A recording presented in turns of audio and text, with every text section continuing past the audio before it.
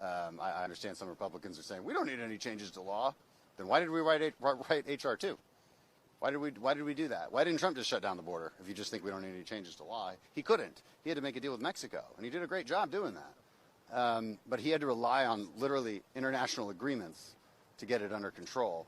We do need changes to law. You got to change those loopholes in asylum. You got to raise the bar for asylum. You've got to make it very clear that there's no paroling. You need to institute remain in Mexico as an authority in law. These are really simple fixes that need to be done.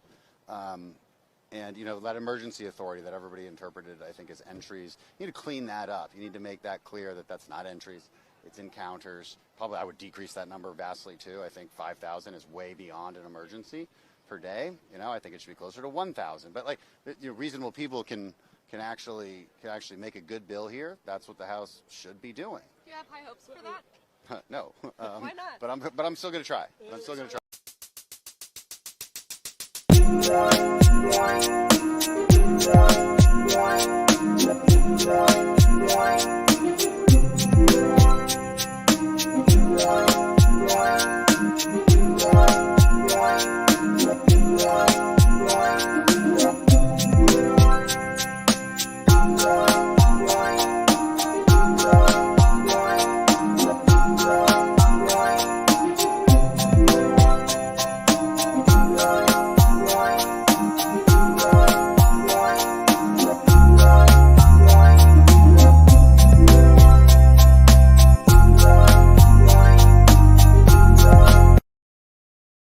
Welcome to the show, ladies and gentlemen. My name is Wayne Dupree, and we are live. It is Hump Day, February 7th. Giddy up! Glad to be in front of you here. Let me introduce the Godfather of Conservative Radio, Mr. Hutch Bailey Jr. Hello, everybody. Just glad to be here. Wayne, Jason, and the vast viewing audience. The vast viewing audience, and let me also introduce the baby of the bunch, Mr. J.R. Robinson. What's up, Jay? Hey. Happy Wednesday, everybody. Facebook and other platforms are doing its thing. Give us a share, folks. They're already... We can tell. We got a little counter that shows like how many people are watching, and you can tell when it starts off slow that Facebook's doing its thing. Oh, yeah. So we're going to jump right into it. A lot of stuff to talk about. Short time to do it. We have a special guest coming on. And at the bottom of the half an hour, his name is Joel Gilbert. That's right. Joel Gilbert is going to be joining us. We're going to talk to him. Going to get some clarity on a couple things, and the man has done his research on some things. He's going to actually confirm some of the stuff that we've been talking about for years. But we'll go from there. We used to have fun, boy. Jason, you should dig up some of the old stuff, man. When we were first getting started, it was not a politically correct show. No. Those are back in the days when you kind of had a little bit of free speech, Now it's like you got to say everything in code, Thank the Lord for Spreaker back then. It's been compromised these days, but thank the Lord for Spreaker. Let's see. Thank the Lord for Rumble too. Now, yes, Rumble's great. Yes. As a matter of fact, Hutch now has a show on Rumble, and I see that the numbers are kind of going up a little bit. I was hoping that we could probably get them to 250 before the end of the week. So, Hutch, tell them about your show real quick. Well, it's Cold War Radio on Rumble, and I'll tell you, thank you for giving me that boost. You did boost it quite a bit, and I'm trying to find something here because I hope I can do it too. Because I got an email from a listener that also watches this show. Here it is. He said, "I was trying to do a signal report to get my sound. I'm psycho about the sound." And I'm trying to get this right. So I know a ham radio operator, and ham radio operators are trained to give signal reports, right? So when he gave me a signal report, I was like, oh, man, thanks. And he came back. He said, nice balanced audio. Bravo. Superb shows. both yours and Wayne Dupree. Also, a shout out to Jack Ward. Those are my two co-hosts. And J Rob. By the way, F Biden, rhinos, and the whole lot. 7. We love that guy. Figured I'd share that. So thanks for the boost, Wayne. I appreciate it. No problem. Again, let them know when you broadcast.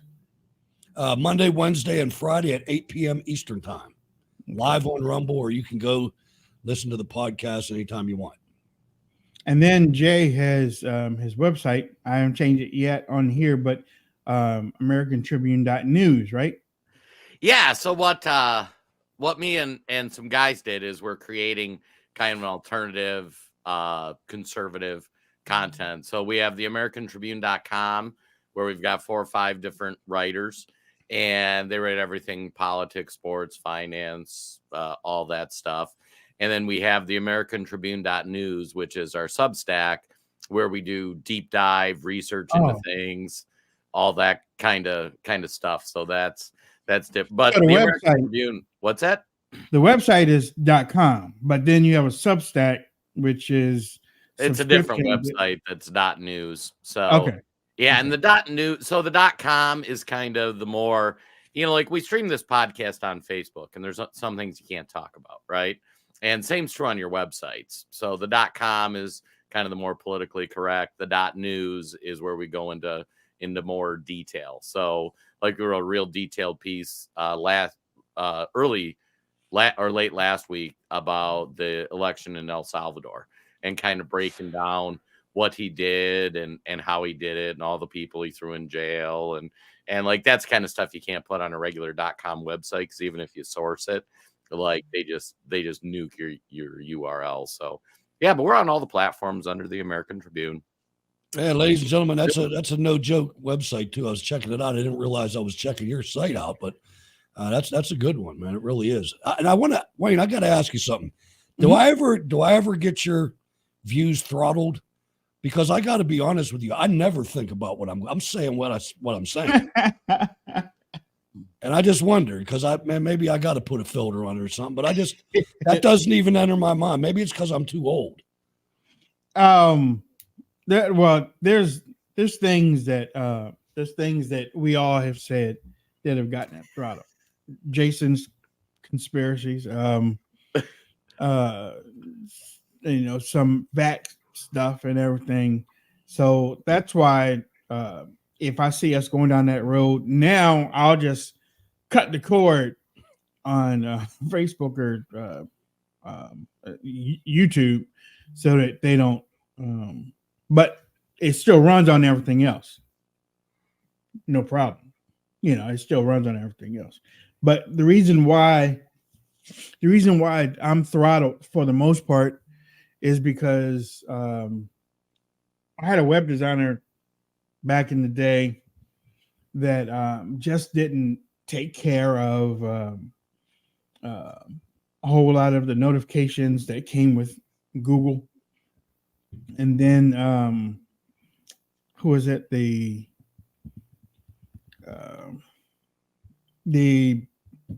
liberal watchdog, NewsGuard came in, and that was the door closing on a whole lot of opportunities, because I had been dealing with NewsGuard for about a year or so, going back and forth, trying to fix whatever they wanted fixed. But then I got tired because they weren't changing what they were supposed to. So the next year when they came in, I just didn't answer them. I was like, I'm not going to answer you.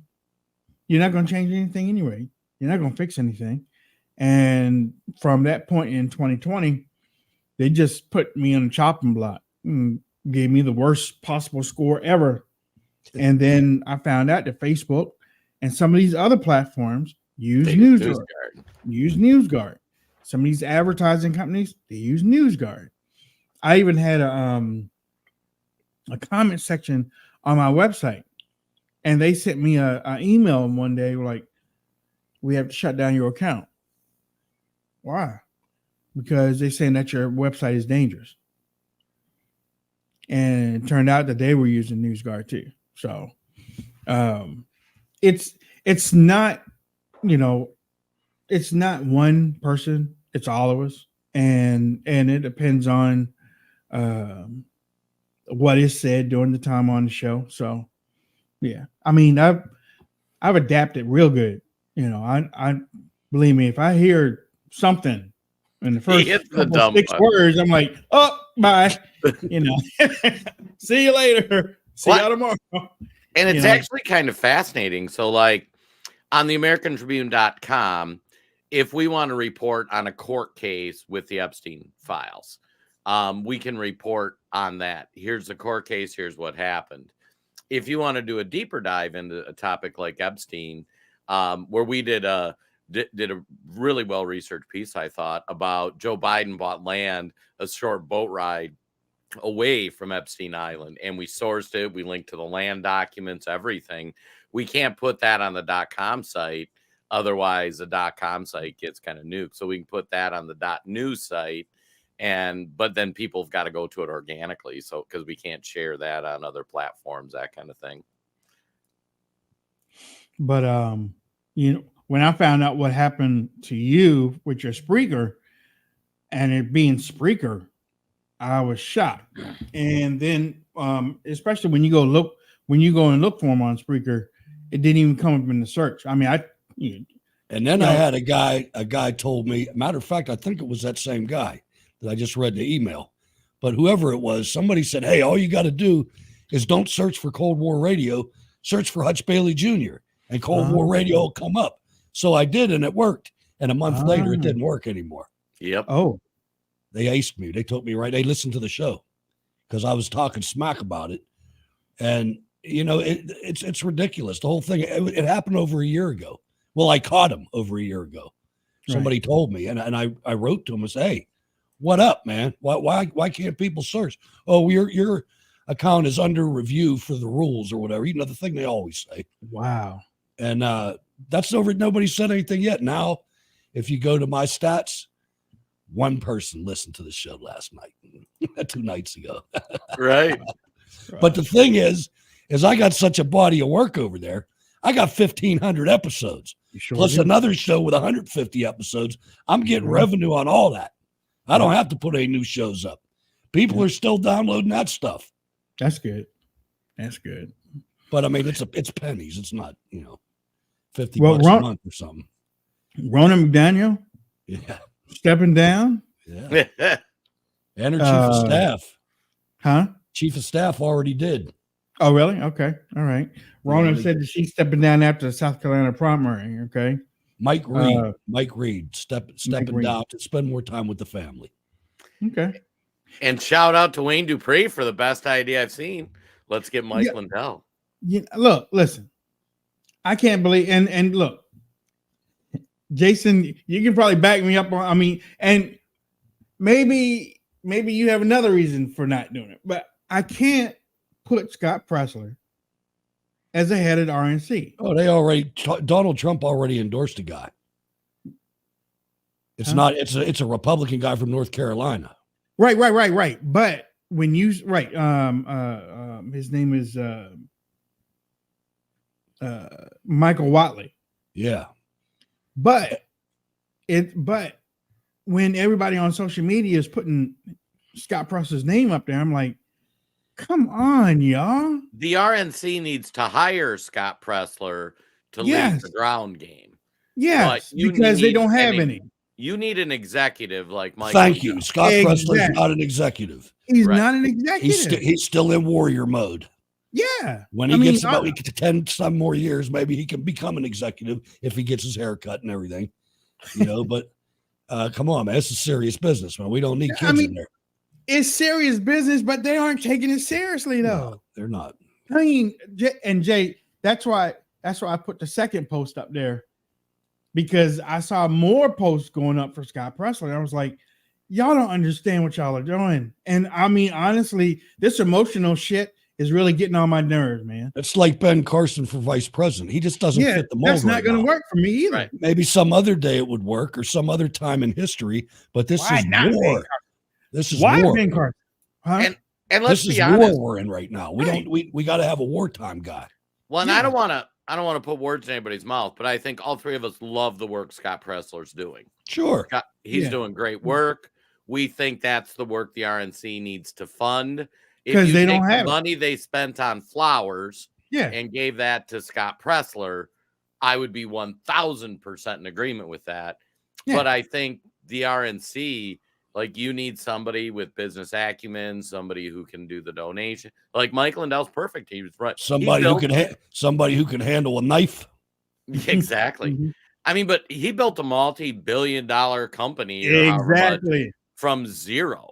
And he hired in Minnesota. Yeah. I mean, it's somebody like that's who you need to run, somebody with executive leadership. But this this guy from North Carolina, I like the president's reasoning. He says the election was stolen in 2020. Yep. And that's something that's got to be a core belief, because if you don't believe that, something ain't right. In my opinion. I mean, that's the way I feel. Well, yeah, and if the RNC, just look at their spending. If they're not spending on ground game, we're going to get demolished. Kurt Schlichter went to Arizona to challenge that election up there in 2022, and nobody from the RNC showed up. They were supposed to meet him there. You know, he's a lawyer or something, and the lawyers were supposed to come help him, and he said he was there by himself, him and another guy, and that was it. $700,000 worth of flowers. You can't throw a lawyer over there. Well, yeah, and if you look at their expenditures, I mean, they just spend money to raise money, and because that's how we explained yesterday, but that's how the circle works. You know, they spend money, they raise money, it just gets spread around, raising more money. It never gets spent on what it needs to get spent on. And you know, their spending patterns are the stereotype that the negative stereotype that the Republican Party gets in the media and on the left is exactly what they are. Right. They're milk toast. I mean, flowers. I know. Yeah. That's yeah. Well, and they're just recording that corporatist big bucks. Like, I mean, there's so much grassroots money you could do if you connect with the average voters and build trust that the money we give them is going to be spent on the right stuff. Well, I'm glad for the switch. I'm glad, but still, I don't care about the RNC, right, or the GOP. I really don't. And whoever does get up there, and unless I see a major shift in everything and results, you know, outreach is the key, man. I mean, outreach is, when you listen to Daryl Scott, he's spot on with that, man. It's the key, and we've never done it as long as I've been involved. Me neither. Yeah, you know, and it seems like, well, it doesn't even matter. The outreach is not really there. It's not. I mean, right. I sent you that thing though, right? I sent you that thing about the person talking about Chicago, and the reason why I sent you that thing is because I was like, when we used to do, we had this guy on from Chicago years ago, Big Mouth. Oh yeah. I mean, and when I say Big Mouth, the dude could do an interview by himself. Okay. And he was the leader of this group in Chicago, and they wanted Republicans to a street level group, not a bunch of college graduates. Exactly. And he wanted Republicans to come in there to talk to people that were interested. They were going to have a auditorium or something where Republicans could talk to the people, not pander. And I mean, you know what? I ain't even going to go into that. Just talk to them and give them better options. And Trump decided that he was going to go in there during the campaign. No other Republican did it. Trump decided he was going to go to Chicago, and you know what happened after that. But when you talk about outreach to Chicago, somebody responded to me, well, where's my outreach? It ain't all about Chicago. Well, if it isn't all about Chicago, then why do conservatives always talk about Chicago at the goddamn time? There's a reason they call it Second City. Jeez. I mean, they talk about Chicago. Look at all the crime happening. Look at all the people that got shot. Oh, look at the face. Look at it. Well, why not have some outreach? Yeah, maybe go talk to them. Yeah.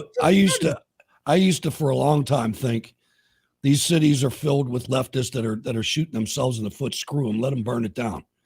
But then recently I started thinking, as a country, these cities, most especially Chicago, it's the second biggest city in the country.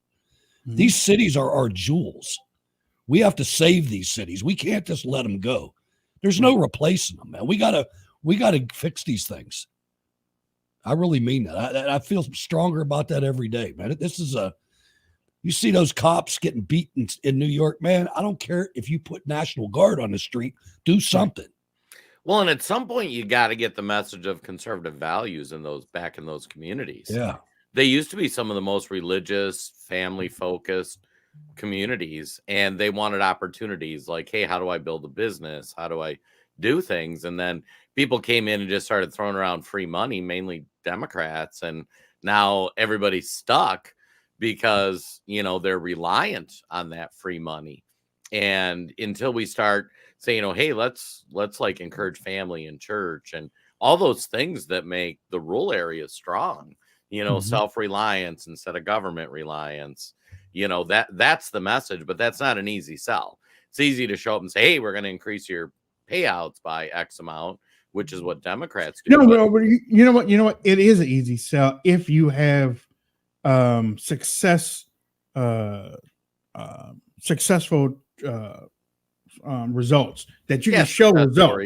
Yep. If you can show, we did this here, this could happen here. Let's get the move on.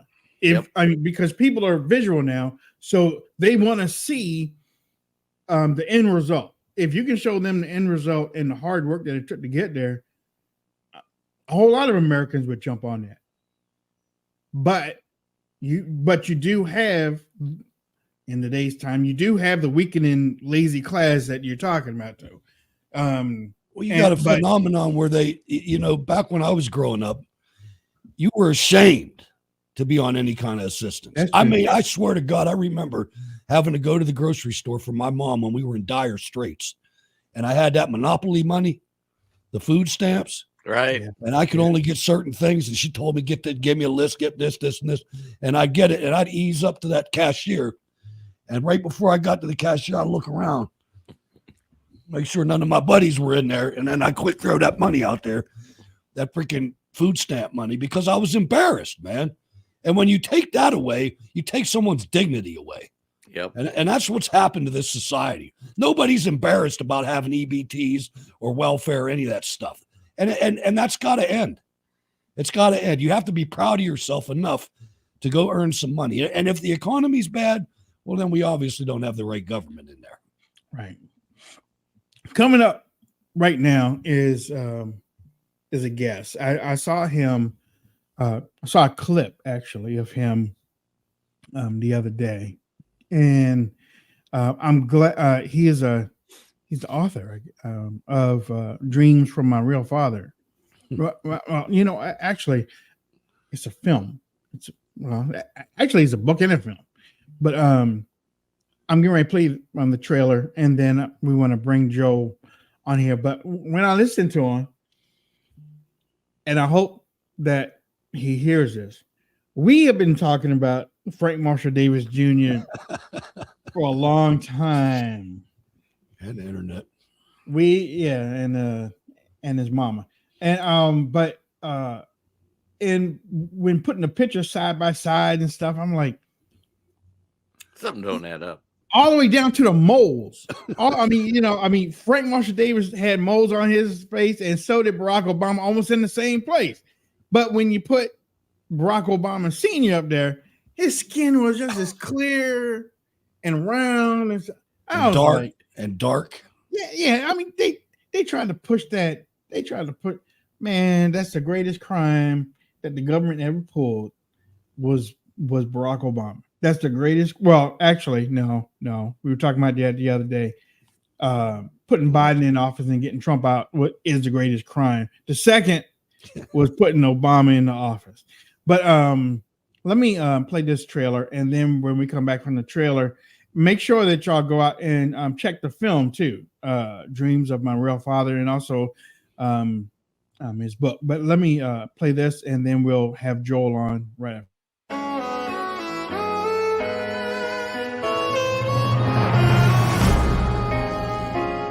My father was a foreign student, born and raised in a small village in Kenya. He grew up herding goats.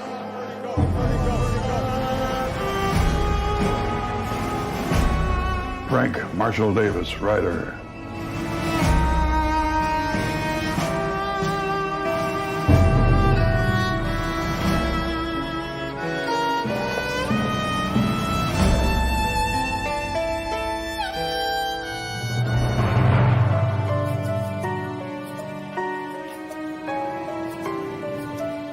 I have a collection of intimate portraits called horizontal cameos.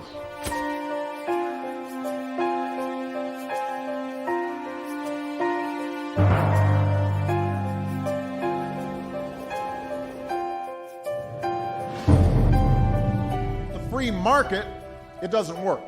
It has never worked. 40 years ago, when I was 8 years old,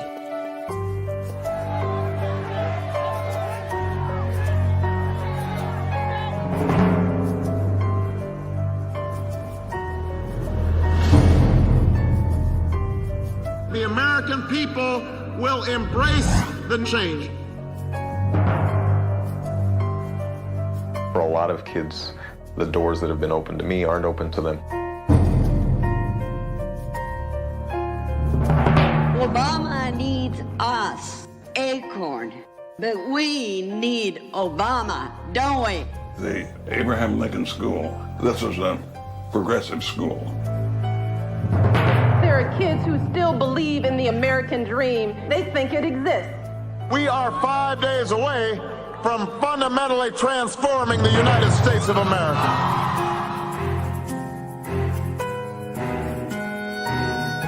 In the last few decades, the average income of the top 1%, Take it then from the careless fists of the money drunk. the breathtaking greed of a few, Place it in the reaching hands of the little people.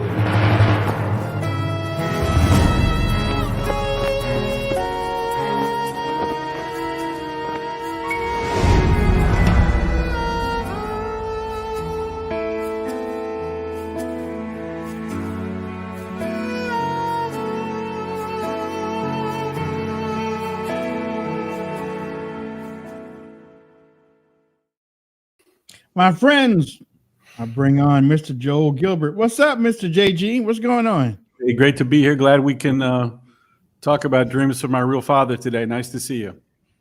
I was very intrigued with the interview that you did a couple of days ago. I saw it on Instagram, as a matter of fact. And I'm. How long have you been studying and looking at this, the Barack Obama situation, also with the Frank Marshall Davis situation? Well, it really started back in 2011. I started just out of curiosity. I read Barack Obama's best-selling book that he based his candidacy on, Dreams from My Father. Mm-hmm. And I noticed that the book was more about this guy named Frank than it was about the Kenyan student Obama. He talks about Frank throughout the book, even after he goes to Chicago. He's always trying to emulate Frank. Did a little research and found out that it was Frank Marshall Davis, who was a Chicago communist, member of the Communist Party USA, who had moved to Hawaii in the 1940s on orders of the Comintern, Communist International, and he was a Soviet agent during the Cold War, and that this guy raised Obama in Hawaii, and that piqued my curiosity. So I actually got a book written by Frank Marshall Davis called Living with the Blues, and there were so many pictures of Frank Marshall Davis, who was a dead ringer for Barack Obama. He looked just like him, while Obama looked nothing like the Kenyan Obama. The Kenyan Obama had a sloped forehead. The Luau tribe in Kenya, instead of having a straight forehead, it sloped backwards.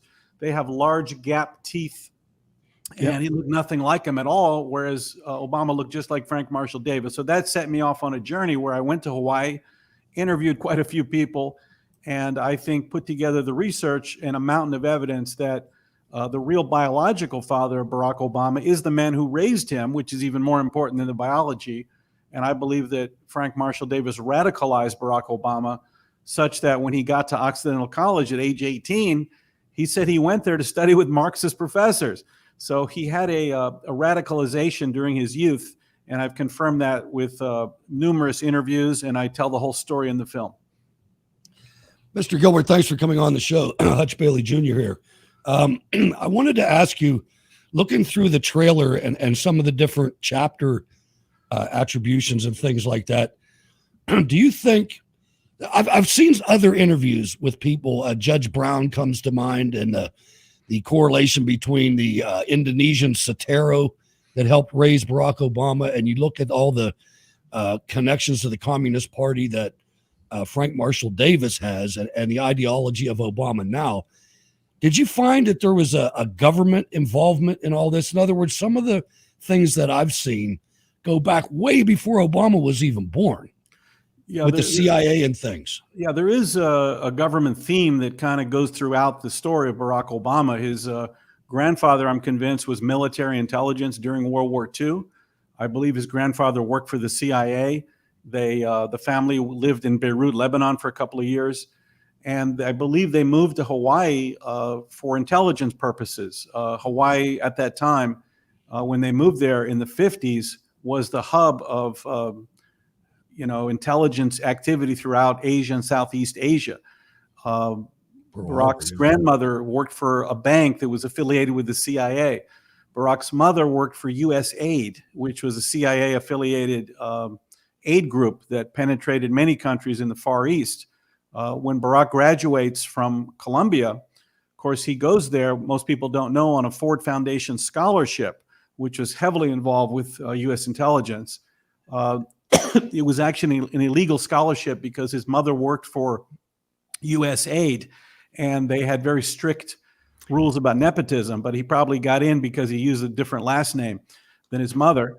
And then after he graduates from Columbia, Barack works for Business International Corporation, a CIA front group. I think that was likely a requirement of his scholarship, that he had to work for this type of group to avoid having to pay back his scholarship. So there's definitely a theme of CIA that runs heavily through the Obama family. You know, Joel, thanks for being on the show. Your work is just amazing. And as I go through it and look at what you've put together, and we've all gone down the Obama rabbit hole, does it shock you that so much of this stuff is in plain sight? Like, if you read his book, I mean, it's a derivative of the Communist Manifesto. And if you read his writings and all that, it's not like they're hiding it. And it's like nobody talked about it in the mainstream media. Well, it is a little shocking. I mean, I went to Hawaii twice to investigate Barack's background, and that was twice as many times as all the mainstream media put together. The purpose of a politician, certainly Barack's purpose of writing his book, Dreams from My Father, was to create a political document and manifesto and a personal story, so that whenever reporters wanted to write something about his personal story, they would just go to his book and not ask any questions. So I'm kind of the first person that looked at the book and said, none of this makes much sense. It's a political document. I want to go investigate what's really going on. And why does he worship this guy, Frank, more so than his alleged Kenyan father? I'm convinced the Kenyan student was just used as a front. Kenyan student Barack Obama was married with 2 kids in Kenya.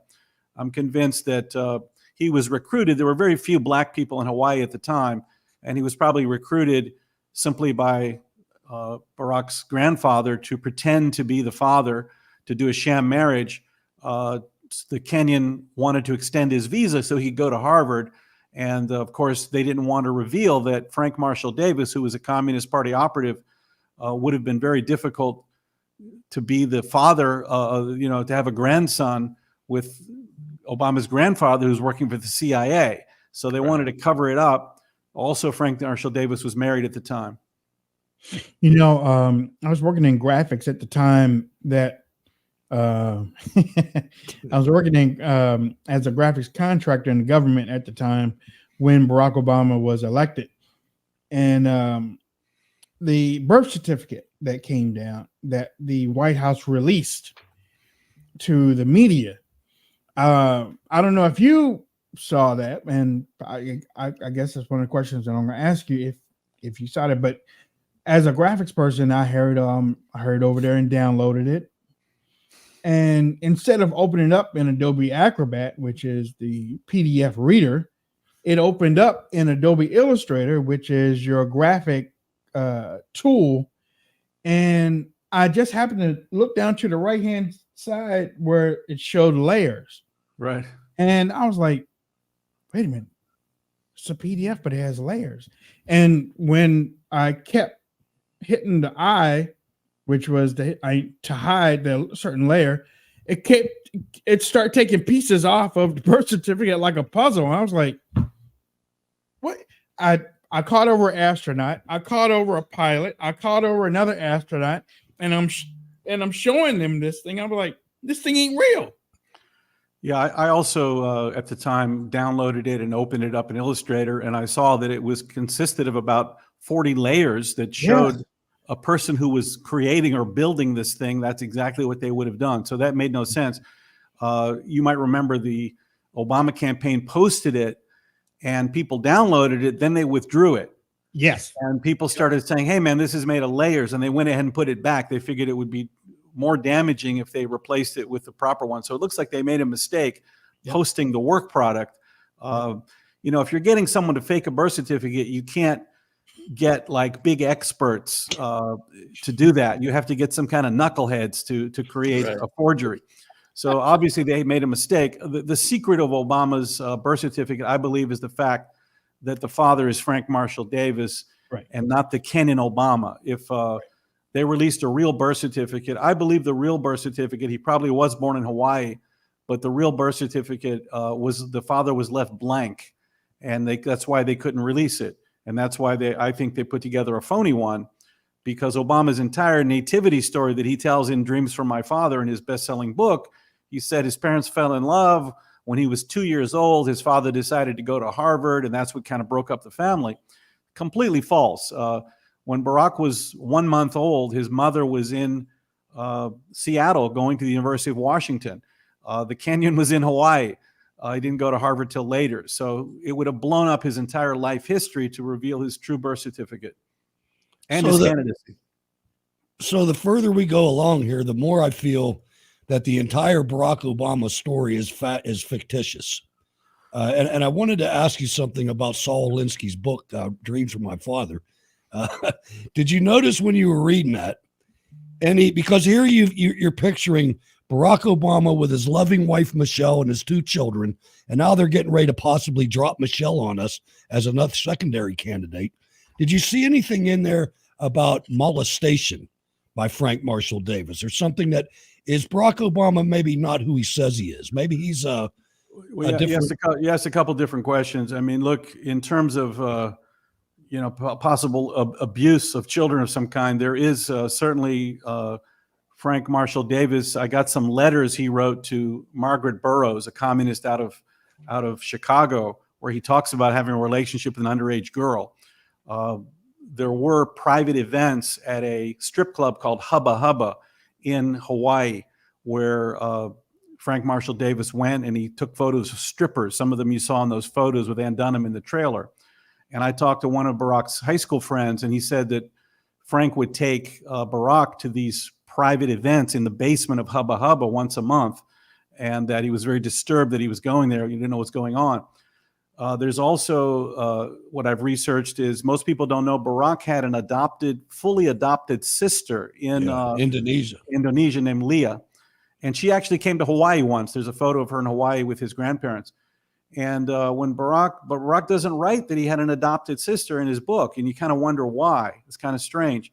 But I found an interview she did in Indonesian language, and she said that Barack would tie her up. They slept in the guest house behind the parents' house in different beds in this guest house, and that in the morning she would wake up and she'd be tied to her bed. She couldn't leave. Or if she tried to leave before Barack left, Barack would start crying and grab her legs. And I think it's because Barack had a personal nanny, as most kids did of expatriates, that would come and pick him up and take him to school and bring him home. And his nanny was a man named Evie, who had dressed and was pretending to be a woman. It was a gay man. So there could have been some abuse or molestation of Barack at a young age as well. So there are some disturbing potential themes that we don't know a whole lot about between what went on in Indonesia with the gay nanny and what Frank Marshall Davis was up to. You know, that whole story with the Obamas is just, it's remarkable that more people aren't reporting on it. But you touched on a key point that brings relevancy to today. What do you think about Michelle Obama in 2024? Well, you know, you may not know, maybe you know, I wrote both a book and a film called Michelle Obama 2024, Her Real Life Story and Plan for Power.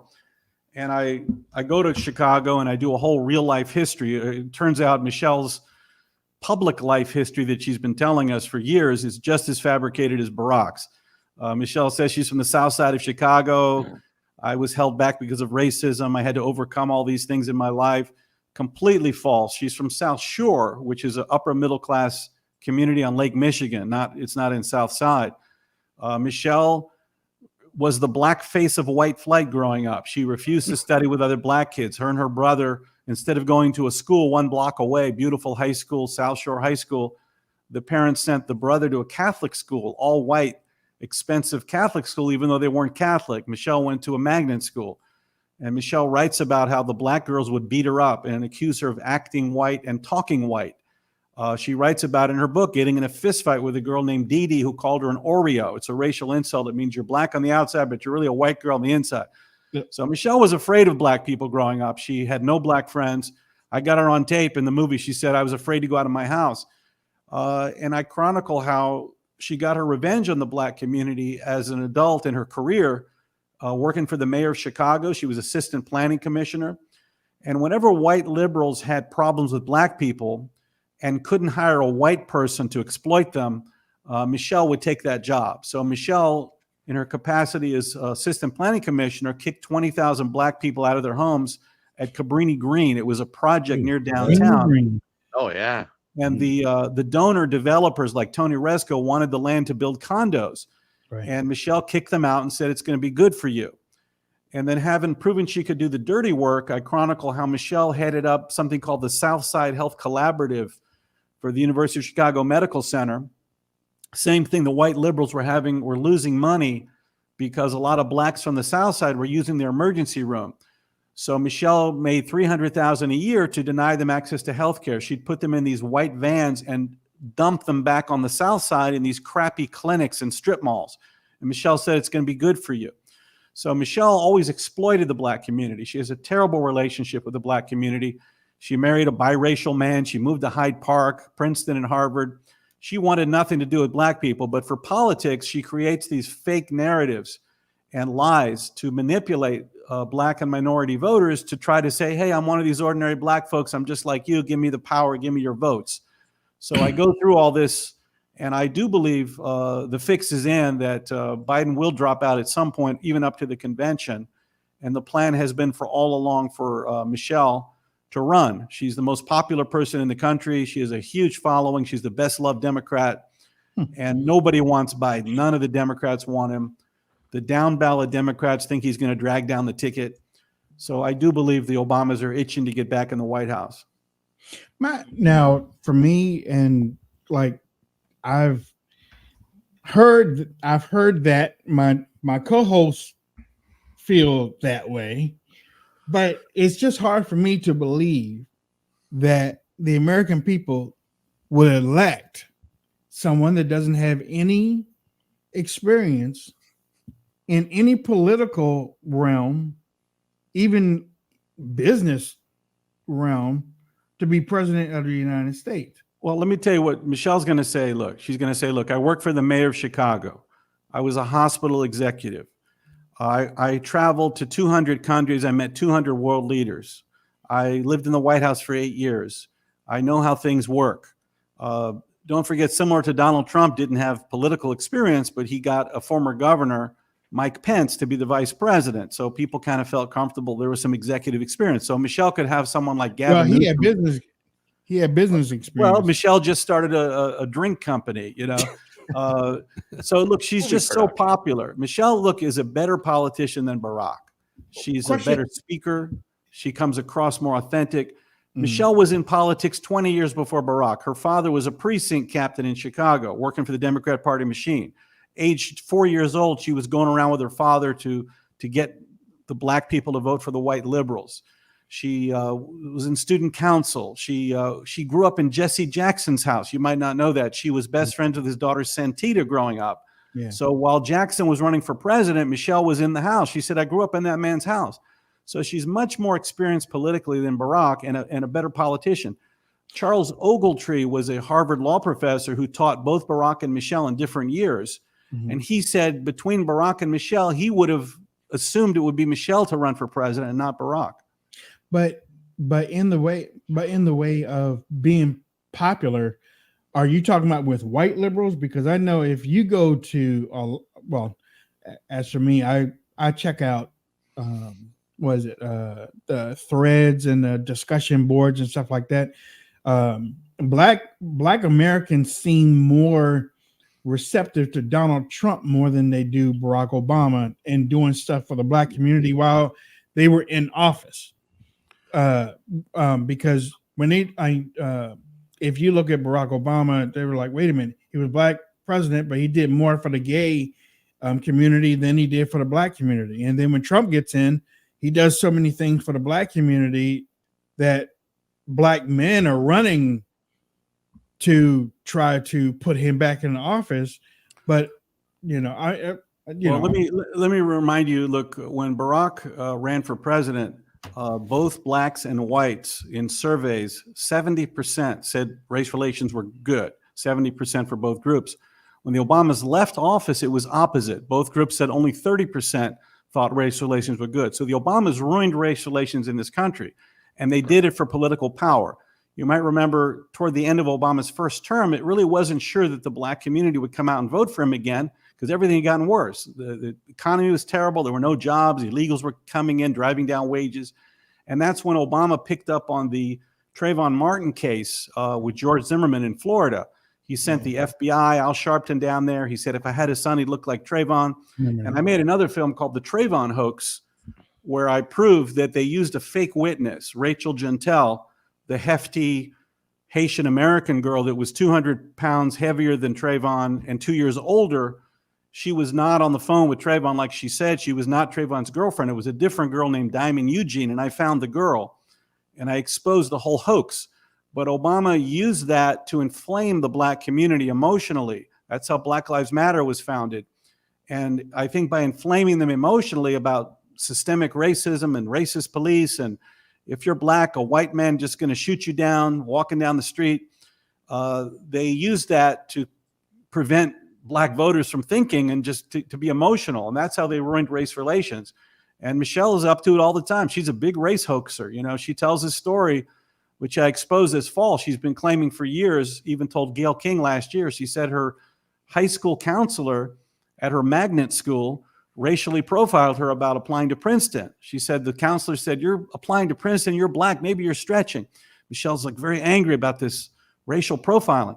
Well, I found out her guidance counselor was a church-going black woman named Nan King and an assistant principal. There's no way she racially profiled her. The worst thing she could have said is, Michelle, your test scores are so low for Princeton, you might want to apply to a backup. That's the worst thing she could have said. Right. But Michelle lies. She lies and tells these ridiculous lies to try to inflame the black community. She's very manipulative in that way. It's the same thing her father did. Her father manipulated the black community to vote for white liberals. And that's what Michelle does. So Joel, one technicality, I'm one issue away from believing Michelle's going to run, and that's Kamala Harris. Right. I can help you with that. Look, Kamala Harris is not African-American. Her mother's from India. Her father's from Jamaica. And Kamala grew up in Canada, okay? So she has no common experiences with the black community. I don't think that black people consider her to be black or have any attachment to her whatsoever. Neither did Barack Obama. Well, no. Well, Barack's a different story. But Kamala was so unpopular politically, she never made it to the first primary. She's married to a white Jewish guy. Now, Barack, when he first ran for president, white people thought he was black, and they thought, well, that's great. Let's have a black president. He got a lot of support from white people, but black people didn't buy in at first. They said, wait a minute, he's from a white family. Grew up with his white grandparents in Hawaii. He's a Harvard elitist lawyer. So it was a lot of work for Michelle Obama, which you'll see in my film. She's the one that hit the road and convinced black voters eventually that Barack was one of them by making up phony stories of racism.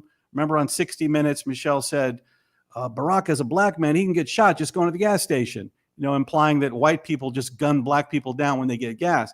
And so she went around speaking to black audiences. I've got her on tape. You'll see it in the movie. She speaks to black audiences with a phony urban accent. Like Barack. Today, if you did that today, you'd get arrested for a hate crime. Right. But she didn't talk that way at home, and not at Princeton, and not at Harvard. She also showed up on the campaign trail not dressed as this big fashionista. She was on the top 25 Vanity Fair best dress list, international best dress list in 2005. She shows up at the campaign for Barack as a homeless person. She doesn't comb her hair. She wears an old sweater and a skirt, what she imagined a black housewife might look like in the 50s.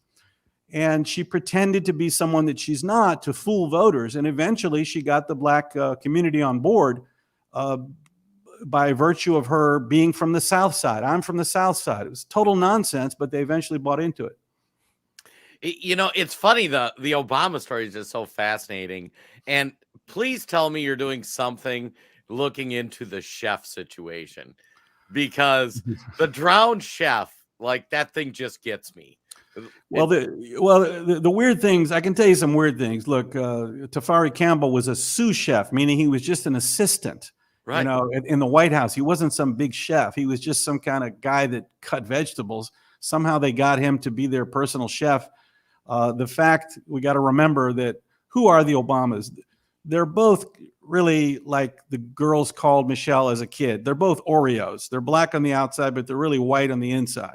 So that's why when they got out of office, they didn't go to the South Side of Chicago to live. No, they went to the bastion of white liberalism on Martha's Vineyard, where they believe that climate change is a hoax. They bought a house right on the beach to live with white liberals. So they got a chef. So it just kind of tells you who they are in really. And yeah, I was very concerned about this Tafari Campbell, because they said he drowned in about 6 feet of water next to a giant flotation device. Don't forget, a paddleboard is a giant flotation device. How do you drown next to it? So I thought, did he have some kind of medical episode or a heart attack?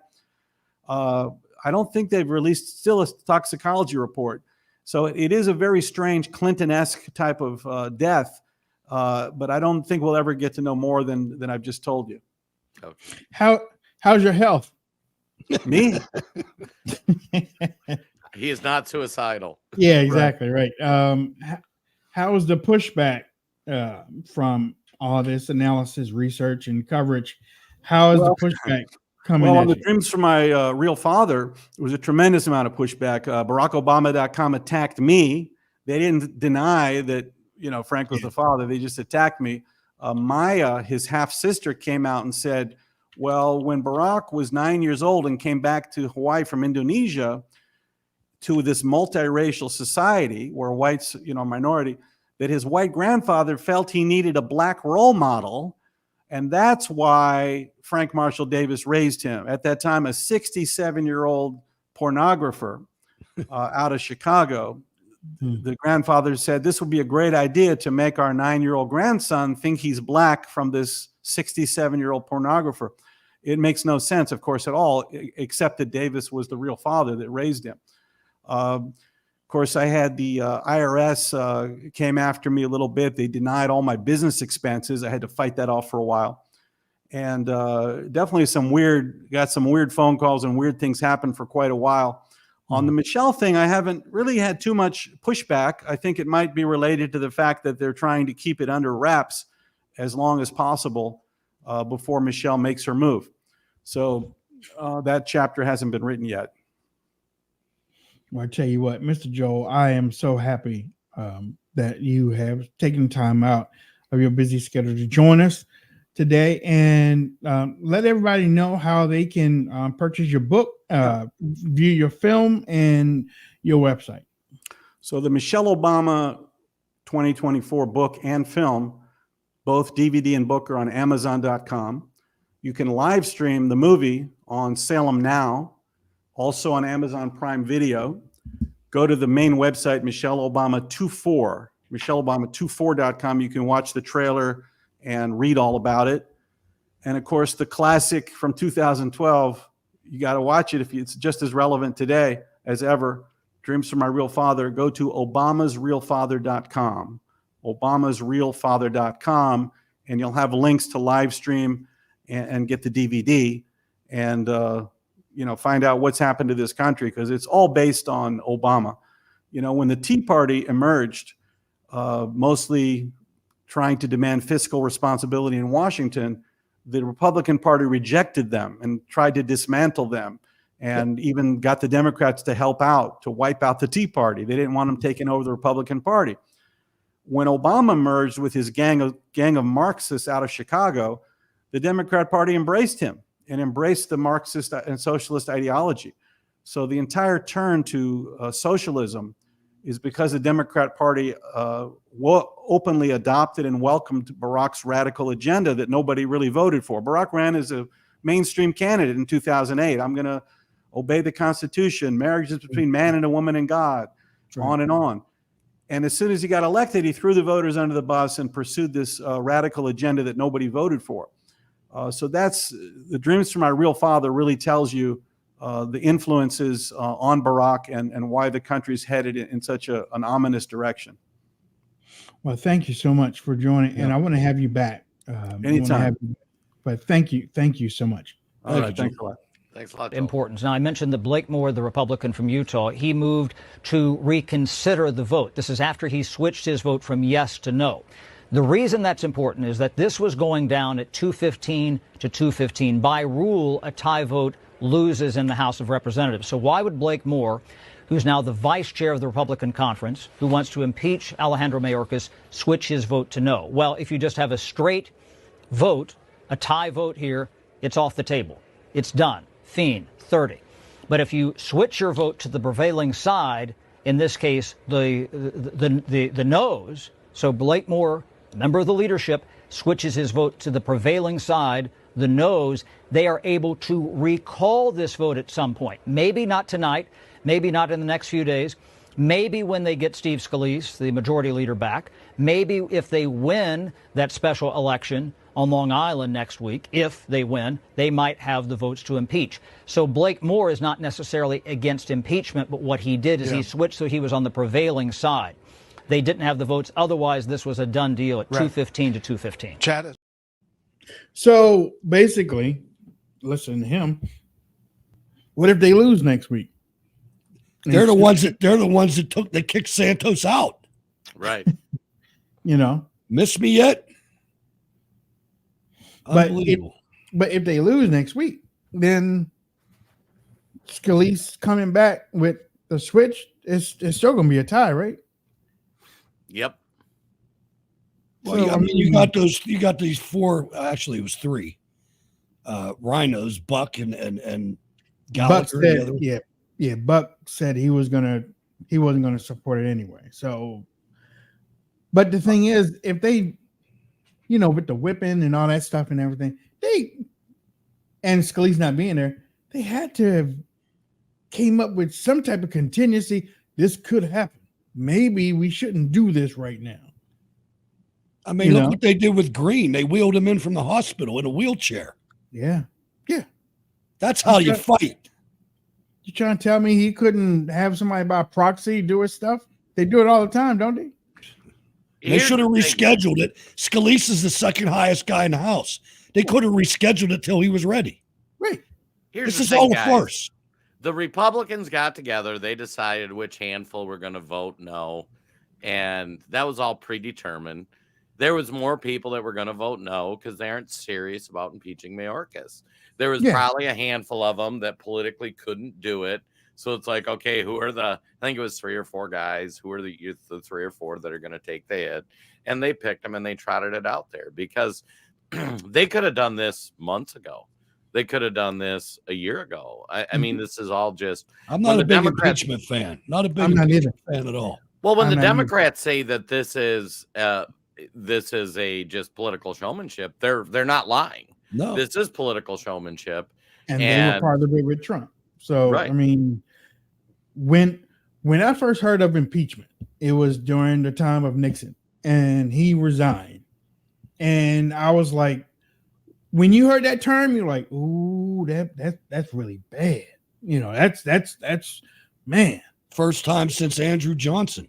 You know, and right then when Republicans did it to Clinton or tried to do it to Clinton, and for me, I'm not, you know, some people look at Barack Obama. I take it all the way back to the Clinton situation, because Newt and them decided that they were going to impeach Bill Clinton over the Ken Starr, you know, that sexual romp or whatever in the Oval Office.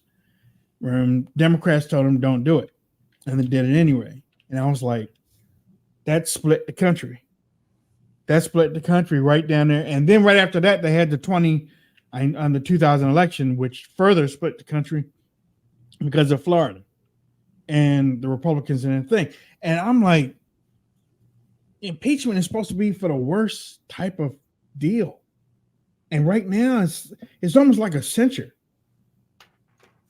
You know, it's almost like a congressional censure, which is nothing. Since Donald Trump, since 2016, the rules have all changed. I mean, the trajectory we're on, Trump wins in 2024. Democrats, if they have a majority in the House, they're going to impeach him within the first month. Yeah, exactly. I mean, and they're going to impeach. I mean, look what they did with General Flynn. It wasn't an impeachment, but they just weaponized the CIA. I mean, he didn't even get to take office, you know, and how many people in the Trump administration did they attempt to remove different ways? But impeachment's been normalized. It used to be reserved for the worst of the worst. And now it's just going to be part of the American lexicon.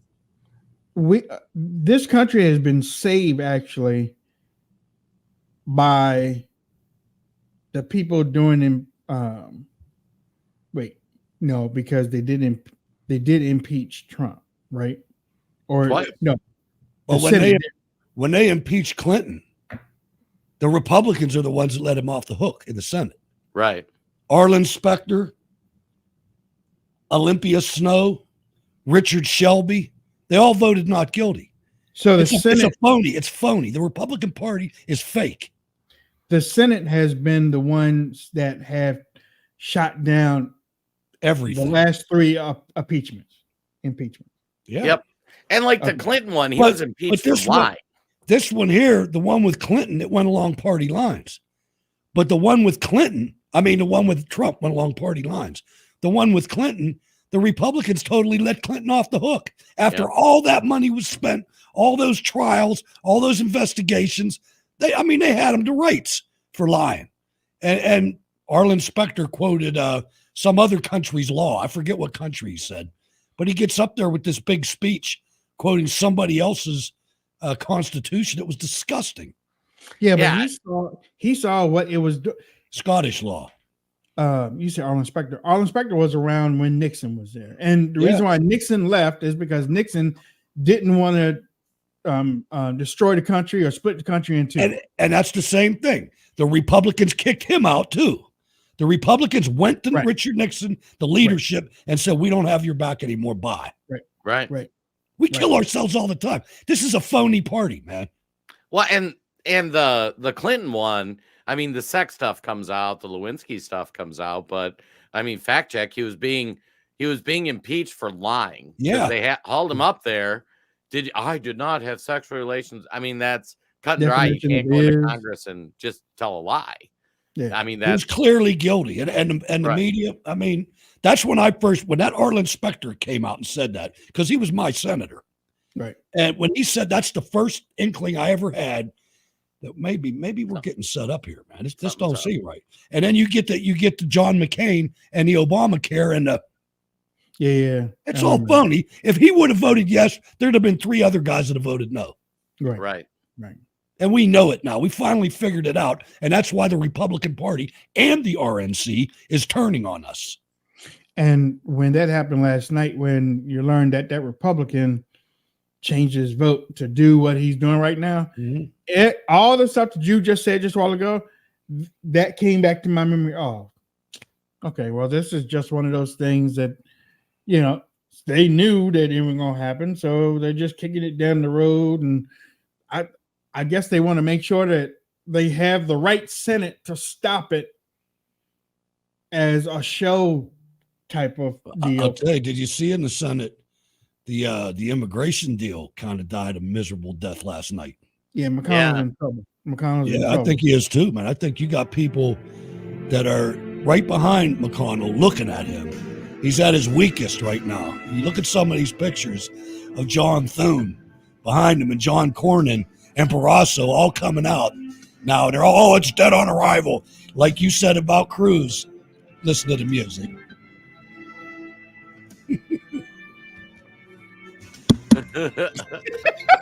Yeah. McConnell's we're about to have some turtle stew, folks. He's through, man. This is the biggest loss in Senate history. Right. They're telling me.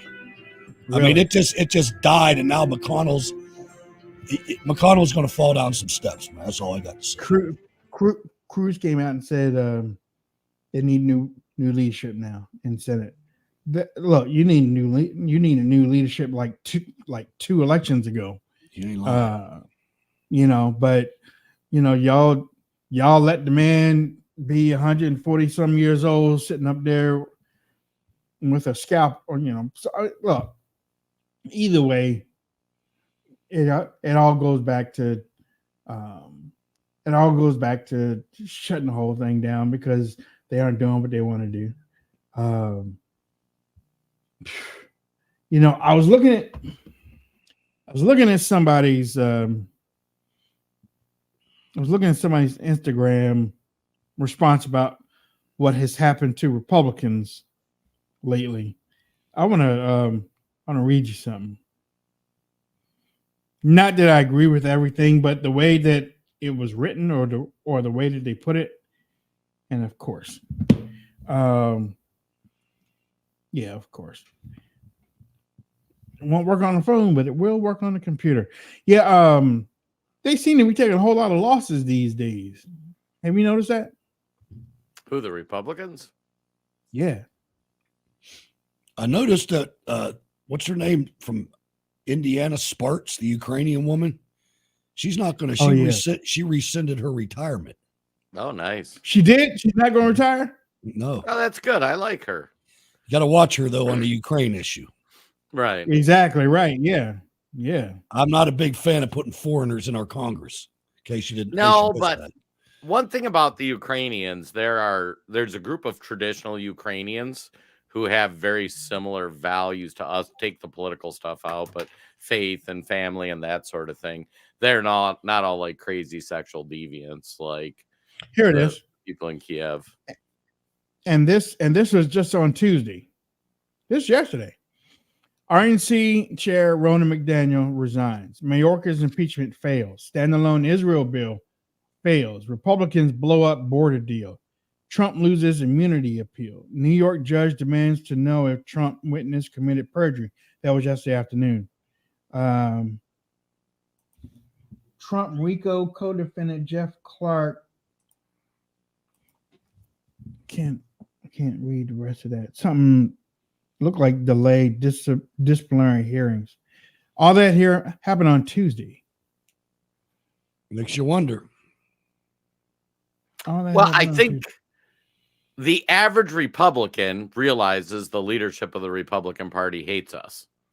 The working class, the plumber, the truck driver, those people, soldier, the country club Republican that they're hosting these fundraisers with the flowers, they hate us. And people are finally realizing that you guys get up there and you talk about whatever, and you're going to stand up for this stuff. But at the end of the day, you're going to vote for corporate tax cuts and protecting, big businesses, all that stuff you've been raising the Social Security retirement age. Right. All of that stuff. That's all Republican, what they want to do, what the big donors want. They don't want to, and this is something we've been tricked on for years. The ultra rich in this country do not pay taxes. They do not pay their fair share of taxes. And that's been a Democrat point. I've been fighting against that argument my whole life. It's a true argument. It is true. It's true. They need to start paying their fair share, and they don't want to. They want Social Security recipients to pay for it. Yep. It's sickening. I agree. I mean, when you look at, and that's the donor class of the Republicans, all the people that don't pay taxes. You look at and actually they'll tell you straight up in your face. The loopholes that we're following that allow us not to do it. But the loopholes are put up there by the people that's in Congress. By Mitt Romney, and you're damn right. You know, they're the ones that give the rich people the outs. When you hear Nancy Pelosi and all them talking about the rich people and the rich people, they're actually throwing it up in our face that they're talking about themselves. It's a joke. They're not trying to rein in rich people. Like y'all have said many times, you're trying to get rid of the middle class. They're starting wars to keep getting paid. Yeah. I mean, they don't care about any American blood. They don't give a petite. Y'all don't have the money? Y'all don't have the money? Start a war. We'll get it. Here's $300 child tax credit for the year. Yep. Well, and what's funny when you look at the class striation that's happened and the shift of money from poor to rich, it's because they shield assets from taxes. So if you buy an asset, you don't get taxed on it, but you get taxed on money. And then the poor continue cycling through money. So I get a kick out of like, oh, the stock market's at the highest level it's ever been. Well, that's because the dollar bill is worth less than it was 3 years ago. I mean, if you look at real inflation, the dollar bill is worth 80 cents. So, of course, you would assume an asset like a home price or a yacht or a stock is going to go up because your dollar's worth less. I mean, and you take the ability of the middle class to try to play that same game. And what these donor class people have done, all your favorite iconic American companies, all your favorite corporations and manufacturers, cut the middle class labor force right out of the equation, sent that stuff. Now it's being produced by slave labor overseas, and there's no the middle class is waning away. And all you got to do is drive through my state or any of the 5 or 6 states that surround my state, and within a half hour, you'll see evidence of empty warehouses and empty factories, and sometimes empty entire steel mills that are square miles in size, empty breweries, empty everything. Well, I mean, the battle for America is the rich versus the poor, not the right versus the left. And don't get me wrong, what the left is doing is awful. We covered on this show, and, you know, the communists are taking over. But ultimately, it's just a striation between classes. They keep making you poorer and weaker, more dependent on the government. And then the rich class, if you made that transition, you keep getting richer. And I think there's a danger. I don't think that all rich people are evil. I think there's a danger. I don't either. We got to be careful that we don't demonize an entire bunch of successful people. Right. You know what I mean? We got to be real careful about that, in my opinion, because there's the rich and there's the politically rich. Correct. And then and the nasty rich. Yeah. I mean, I know you can probably put the nasty and the political together, but no, there's some nasty rich people out there. And there's some wonderful rich people out there too. Yeah. Yeah. Because we've met them. Yeah. Yeah, and that's why, I mean, you can never say everybody's anything, but the wage gap, the net value gap, I mean, all that stuff's real. You know? It is. It is. It's designed that way. That's what the World Economic Forum is designed for, is to make the middle class go away. Yep. Completely. By all means. Whether it's COVID or food or whatever. That's their mission. Yeah, shout out to the chat. Big pharma rich, deep state rich. Yeah, that's who we're talking about.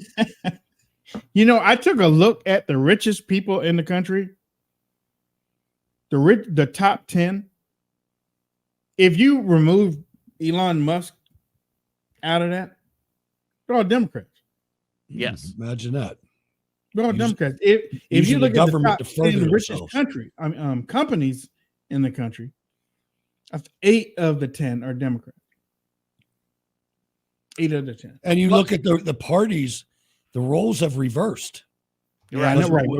You know, yeah, they have. Well, I mean, if you think about it, and the Democrats say it, they just blame the Republicans.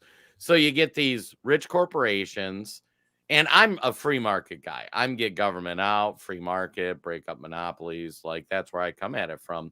But a lot of these big corporations, like, they get cheaper labor because people are on public assistance. So the government's paying the bill in part, not just them. So that creates a wider profit gap on the other side of it. Yeah, I mean, these huge corporations and monopolies.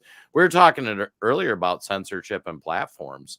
You know, if you want to make money doing a podcast, you got to be on, why are we streaming on Facebook? Because that's where you reach people, and that's where you get a little ad revenue. And I mean, that's just the reality of it. Rumble, we love, but you just don't make as much ad revenue. But then you have to be a little more careful with what you say. I mean, if we did our interview earlier just on Rumble, there's a few more spicy details we might. Some pretty good details in that. I didn't get what I was looking for. You didn't? No, I read some stuff about Frank Marshall Davis and Barack Obama. But you know what, too? In listening to everything that he had to say and stuff like that, it makes sense. Oh, yeah. The reason why he thinks the way he does, if that's what you grow up around. Barack Obama Sr. from Kenya didn't have that type of mental communist type of deal. But Frank did. And Frank molded that boy, homosexual boy, to what, and then sent him to Chicago, where he also had a friend in Chicago. You remember the letter and stuff, but he sent him to Chicago, where William Ayers and the Underground Railroad, the Weather Underground, or whoever they were and stuff, helped mold him too. If what Barack Obama did, I know y'all probably heard me say this before, but what Barack Obama did when he ran for office in Chicago is something that you usually don't hear people do, but he did it. He got all of his opponents kicked off. He got all of his opponents kicked off. Who does that? The Chicago Tribune Review. Yeah, kicked him off. Yep. And then the next step of that election, Jerry Ryan, who used to be on Star Trek Generation, her husband, somehow that divorce proceeding that was sealed was unsealed. That was the paper, yeah. Yep. Was unsealed. I mean, it was sealed, and then he dropped out, and then they brought Alan Keyes in there, who was last minute. Yeah, that sucked. That there's a reason behind this. The dude is in Hawaii. Why in the hell would you want to go to Chicago? Chicago, right. From Hawaii. And I'll tell you why. Because Chicago, in the United States of America, Chicago is the capital of the communist world. Yeah. That's why. That's where the Communist Party's based. That's where they've been blowing shit up since the 1900s over communism. Yep. I got to say, too, he touched on it there, and it's one of the funniest things about Barack Obama, where, like, here is this, him and Michelle are these elitist black folks. He called them Oreos, or that's what the kids called them. They go to private schools. They go to Harvard. They have nothing in common with the dude in Cabrini Green or the family, like nothing. And somehow they managed to convince them that these upper crust elite African, black people have, and you see it in the media, like Joy Reid, who went to whatever school. I mean, she's rich and she has never lived in Cabrini Green. Like, she has zero in common with the folks that. Did you ever see that place, man? I saw a couple documentaries on that. Boy, did they live hard. On Cabrini Green? Oh, all of those projects, not just that one. I mean, they had to get the Muslims out there to police that place. You ever see Kelsey Grammer did he had a series a while back on Showtime called Boss. I don't know whether y'all saw it. I mean, it's like the pre-runner to House of Cards, okay? But he was the mayor. Oh, and he was diagnosed with some debilitating disease, but he you know what? I'm gonna play it. I'm gonna play it if I find it. But the bottom line is, while Joe was talking about Michelle Obama and getting a whole lot of people kicked out of Cabrini Green, there was a black woman, because my mind took me back to Boss. There's a black woman that was working for the mayor that kicked out a whole lot of people in the black community, went in there promising a whole lot of stuff to move them out because the mayor wanted to go in there and fix things up. And the black people were like, I was like, damn, that sounds just like Michelle Obama. Yeah. But I gotta say, and she worked for the mayor. Early on in my corporate life, I worked for Montgomery Ward. Their corporate office was in Chicago. And it was in the mid 90s I got flown, and their headquarters was right next to Cabrini Green. I mean, and one of the dudes that worked there, I'm like, is that Cabrini Green? Because I had heard about it. And he's like, oh, yeah. And I'm like, oh, you got to go check it out. And I got to say, oh, yeah. Well, I mean, keep in mind, I grew up in a trailer park with poor white trash, right? And then I moved to an urban area of Minneapolis where I was working. And I got to say, like, Cabrini Green, like, man, I was at home. Like, this is just like the trailer park. They're just stacked up. But it was rough. I mean, drugs, gangs. I mean, it was hardcore. This is this does have graphic language. So you've been warned. Yeah, you have been warned, but this is called Boss. I think it had 2 seasons. It was canceled a little bit later, but Kelsey Grammer, who is a conservative actor, and that's one reason why you probably want to go and not that. But again, this is graphic in nature, graphic language. Wayne, get yourself together here. Let me bring this up. So again, there's some graphic language, but the acting is great. All right, here we go. Sir, you asked to see me. Come in. That's the mayor. Close the door, please. Need your help with something. Yes, sir. Something I'm having a little trouble understanding. This morning, we were approached by Alderman Ross. He offered his help in bringing the council back to work. That's good news, sir. He did so because he's under the impression that I'm stepping down from office. I only told you. Sir. Sit down. Yeah.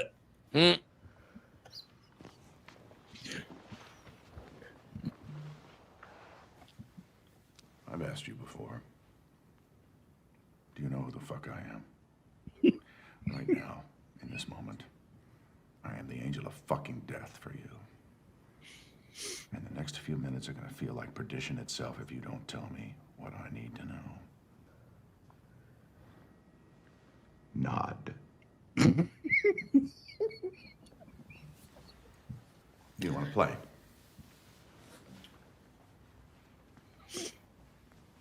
Let's fucking play. How small, how pedestrian, how fucking cheap. Do you understand how little your petty act of defiance even registers? And to what end? Make your mundane, inconsequential life mean something? You want to feel, is that it? Feel needed? Worth it? You want to fucking matter? You don't. You don't fucking matter. Whatever station you occupy, others have given you. Those of us who make things, who matter. And you know this. That's your burden. That forever, no matter how hard you work, how many futile sacrifices you make, how deeply you commit, you know it will always be another's hand that feeds you. Because that's what you are, that's what you'll always be, dependent. Damn! And now you have designs on shifting your dependency. How numbingly predictable. Go ahead. But before you walk out of this room, I want names. Look at me. Who did you tell? Oh. Great acting. Great acting. Kelsey Grammer, boss. If you believe me. That's Mayor Daley. Yeah, basically right. If y'all come into meetings with a shotgun and whatnot. Literally. Oh, you should have seen him. I mean, he walked into city council and he had that thing on lockdown. I mean, if he didn't want to vote, he would look at somebody and they would get up, fall out on the floor and have a seizure and stuff. Well, we got to pause on the vote. We have a situation going on here. We'll take the vote up later. You know, I was like, oh man, that's Chicago politics, though. Yeah, this episode's almost over. Did anybody hear who won the Nevada primary? I know who won it. As a matter of fact, who won it, Hutch? None of these candidates with 60-some% of the vote. You know, I would have to say, and I don't know why I didn't bring that up, but yeah, you're right. 6% got the most votes, but she was declared the winner because due to state law, but it's insequential because it doesn't come with anything. So yeah, isn't the real primary in like a week or so? The caucus. Tomorrow. She's not on the ticket. Right. She's not on the caucus. But you know what I found out? That's where the delegates come from, though. The caucus, not the primary. But you know, in 2001, they got rid of the caucus. Well, no, they added the primary in 2000. No, not 2001. 2021. They added the primary because they couldn't get people to come out for the caucus. But now that because I did a little research into this too, the electors from the 2020 campaign in Nevada is responsible for running the caucus. Right. And that's why Nikki Haley is saying that it's tainted. Because the electors, Donald Trump electors, are running the caucus, and the primary doesn't mean crap. I mean, when I saw that, I was like, oh, I didn't know that. But the party agreed to that. You know what I mean? The party's the one that said that the caucus is the one that gets the delegates. And they went ahead with this primary garbage anyway. It just shows you that the Republican Party's not serious. No, Trump wasn't on that. He wasn't on that list either. He wasn't on that primary list. I mean, Nikki got herself on the list that doesn't count and didn't get herself on the list that does. On the caucus, yeah. How moronic is this? And who loses? If you look at the videos that they're asking the people out there in Nevada, the people are confused. Right. The people are confused. Like, well, why isn't Trump on this thing? Yep. You know, it doesn't make sense. Some people feel like they're being cheated. One of the people I know that we interviewed her a couple of times. I think she was running for office back in Nevada. She was a Trump supporter in 2020, and now she's calling out those electors for confusing the Nevada people. She kind of feels like things are being stolen or whatnot. But you know what? It is what it is. When you see none of the above, up there. Richard Pryor ran a campaign like that in a movie a long time ago. Vote for none of the above. And everybody across the country was voting for none of the above. But they were contributing it to him. And he was like, no, it's not me. That's me. I just don't think that nobody should be elected. But the none of the above was getting elected almost in all the states. So reminds me of the rent's too damn high party. That Didn't he have gloves too? Yeah, I think so. He had usher gloves. Today is hump day. We will be back tomorrow. Tomorrow is our Thursday, your Friday. Tomorrow's our Friday, your Thursday. Yes, tomorrow's our Friday, your Thursday. Yes. So we'll be back tomorrow. Make sure that you check out WayneDupree.com. Also, if you're on social media, and I guess I say it like this: I am the worst salesman that you could ever have.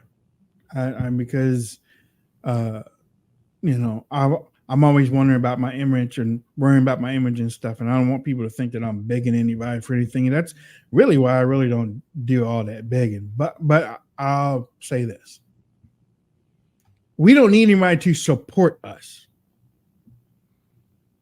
We're grown-ass men. We don't need anybody to support us.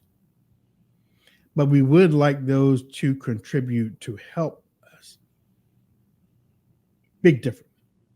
You see what I'm saying? You can do that by hitting the $4.99 on Twitter on the subscription thing. Just subscribe on my timeline. That helps us.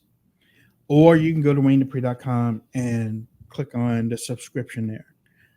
Do it for a minimum of 2 months. Well, wait, $4.99. Cup of coffee. 2 months. Try it. If it don't work for you, cancel. But whatever you can do to help us continue our operations, that's what we need. I don't have I'm not going to start a GoFundMe and say that we need $20,000 a month. That would be, that's thievery. But we do have individuals that take time out of their busy schedule every day to come and talk to y'all and speak and do their analysis. And I'm talking about Inky and Blinky. But they do hard work, and then that's just how it is. So again, I'm not asking anybody to support us. We can pull our own bootstraps. We just need help with our operations. That's all. Let me shift it over to J. Rob. Give us some last thoughts. Then Hutch, the radio guy, he can give us his last thoughts, and then we're gonna get on out here. You hear me, Jay? Nod. Giddy up. Nod. I was gonna say, so first thing, we made it through a whole episode without talking about food. I think that's a record. Wayne Hutch, great show as always, folks. I had a hot dog before the show. I had some pizza with cold cheese last night. Did I say? Yeah, I had a hot dog before the show. Yeah. I was gonna say, so for those from Minnesota, took the wife Chanhassen Dinner Theater last night. I was fortunate to have the most beautiful woman in the joint with me, so that was great. But if you haven't gone there and you're from Minnesota, Chanhassen Dinner Theater, standing right there. Yeah, Chanhassen Dinner Theater, go check it out. It's phenomenal. We saw Jersey Boys, and then for kind of an interesting political thing, we have different views on this show about Elon Musk, and I've got to say, if you're on Twitter, even if you're not, go on Twitter, go to his tweets, go to the reply section, and just read his replies for the last 2-3 days. Because I got to say, something weird's going on there. I don't know what it is, but it's like Elon, the stuff he's talking about, the stuff he's saying. He's either the greatest psyop in the history of the world, or he is getting so red black pilled. It's unbelievable. So we'll see you guys tomorrow. I mean, it's popular. It's popular to, you know that. I know. I'm just saying, if you read through it, it's like, it's crazy, some of the stuff he's saying. Yeah. I'm looking forward to see Tucker Carlson interviewing Vladimir Putin, man. I think that's going to be an interesting one. But I said something on the show yesterday that was vindicated. I love when that happens. I said that the Border Patrol Union is not the Border Patrol. And some rank and file Border Patrol agents told the Daily Caller News Foundation that the catch and release of illegal immigrants will continue if the bill is implemented. Now that I've seen more of it, they can respectfully go F themselves. The more I'm seeing, the more it just puts what they've been doing in writing. You want to shut this down? It's real easy. Team up with the Department of Defense and DHS and let us enforce the law. God bless. God bless. There we go. See you tomorrow.